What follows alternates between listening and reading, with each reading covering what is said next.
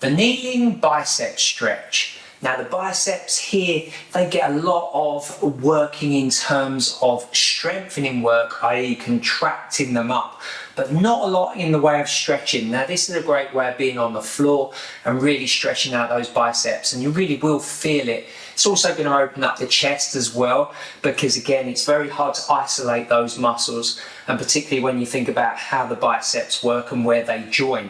So here I'm not going to get too involved with that in the anatomy of it. We're just going to go into this position. So we're going to get into a kneeling position, and then what we're going to do is stretch out the biceps. But what we're going to do is come down. What I want to do is get those hips above the knees, and I'm going to drop down to one elbow. Now from here I'm actually going to be stretching out my left arm first.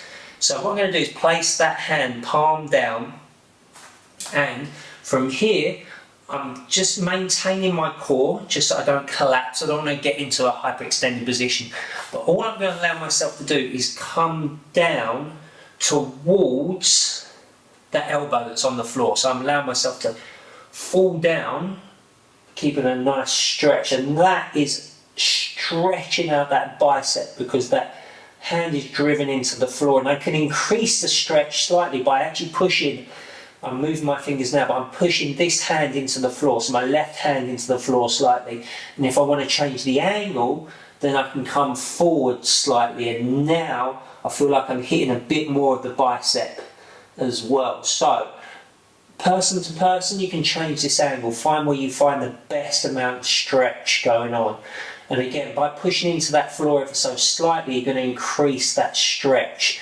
But make sure you're pushing that shoulder back and down, so that is keeping that good shoulder health. And then we'll go through on the other side. So what we'll do is bring the other hand down. Same position here, put my hand out like so. And now what I'm going to do is come down, fall down towards that elbow there. I feel that good stretch. And now I can move forward and just investigate and see if I can find a better angle, or even a slightly different angle in terms of hitting it. And remembering to put a little bit of pressure into that floor to hold that position. That's really going to make that stretch just that little bit more intense. So what I'll do is I'll come around this side as well and demo it again from this side. Definitely going to want something softer under the knees, because obviously we've got the knees in contact with the floor. And then we come like so. So again, come down, pushing down. I'm leaning slightly away, allowing that hand to stick where it was. And now I feel that stretch even more as I surge forward. But again, you'll find your part, particularly where you feel that stretch going on. But applying a little bit of force into that ground there is really going to work that stretch. So it's a really great way of working it. Again, I'll come to the other side. We'll just do the other side one more time so you get a view from both sides. Come down. So I'm driving that hand into the floor, keeping that shoulder in check as well. I'm not allowing anything to crumble. Now I'm moving forward. Yeah, feel that stretch. And I'll come back off. And then I'll come back up. Now you'll hold the set amount of time.